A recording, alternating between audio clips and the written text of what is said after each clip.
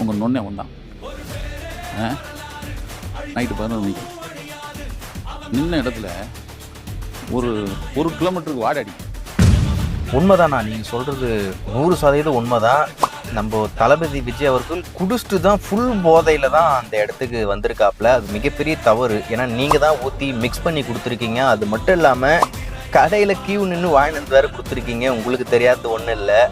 ஏன்டா உங்களுக்கு என்னதான்டா பிரச்சனை? இந்த அளவுக்கு ஒரு பெரிய மனுஷன் உங்களுக்கு மரியாதை கொடுக்கணும் இல்லைன்னு சொல்ல மாட்டேன். பட் ஆனால் அந்த பதிவு பார்த்ததுக்கப்புறம் உங்களுக்கு அந்த மரியாதை கொடுக்கணும் அப்படின்ற எந்த ஒரு எண்ணமும் என் மனசில் இல்லை. ஏன்னா அவங்க மேலே ஒரு பெரிய மரியாதை நான் வச்சுருந்தேன். பட் ஆனால் அந்த பதிவில் நீங்கள் பேசுகிற விதம் ரொம்பவே தவறாக இருக்கு. இத்தனை வருஷமாக நீங்கள் மீடியாவில் இருந்திருக்கீங்க, இந்த அளவுக்கு ஒரு பெரிய ஜேர்னலிஸ்டாக இருந்திருக்கீங்க, வீரப்பன் கூடலாம் ஜேர்னி பண்ணியிருக்கீங்க. பட் ஆனால் அந்த பதிவில் நீங்கள் எதனா நாகரிகத்தோடு பேசுகிறீங்களா அப்படின்றத நீங்களே எடுத்து பாருங்கள். தற்கூறின்றீங்க, நாயின்றீங்க, போய் சாவுன்றீங்க. யாரா நீங்கள்லாம்? உங்களுக்கு என்னதான் பிரச்சனை? அது மாதிரி சொல்லுங்க. ஒரு மனுஷன் நல்லது பண்ணணும்னு சொல்லிட்டு வந்தது, அரசியலுக்கு வந்தது உங்க பிரச்சனையா? இல்ல இத்தனை வருஷமா நீங்க பண்ணிக்கிட்டு இருக்க இந்த ஓயல் அரசியலை வெளிப்படையா எல்லாருக்குமே எடுத்து காட்டிக்கிட்டு இருக்காரு, அது உங்க பிரச்சனையா? என்னதான் உங்க பிரச்சனை? நேரடியா சொல்லுங்களேன். எதாவது பேசி முடிவு பண்ணிக்கலாம். இதை விட்டுட்டு என்னென்னமோ அவரை பத்தி அவதூறா மக்கள் மத்தியில பொய்யான தகவலை எல்லாத்தையுமே கொண்டு போய் சேர்த்துக்கிட்டு இருக்கீங்க.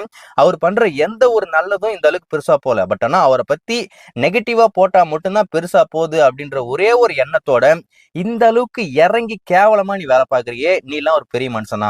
அதுலயும் ஏகப்பட்ட எடிட்டிங் ஃபர்ஸ்ட் ஒரு வருஷம் ரெடி பண்ணிட்டாரு போல இருக்கு.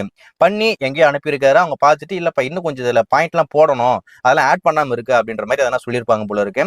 அதுக்கப்புறம் மீண்டும் ஷூட் பண்ணி அதெல்லாம் உள்ள ஆட் பண்ணியிருக்காப்ல. அதெல்லாம் பார்க்கும்போது பக்காவா அது எடிட் அப்படின்றது தெரியுது. அந்த அளவுக்கு ஒரு பச்சைத்தனமான ஒரு கொச்சத்தனமான ஒரு வேலையை நீங்க பண்ணிக்கிட்டு இருக்கீங்க. மூஞ்சில அவ்வளவு பெரிய மீசை வச்சுட்டு இருந்தா மட்டும் போதாது, மனசாட்சி இருக்கு அப்படின்ற மாதிரி கேட்கறீங்களே.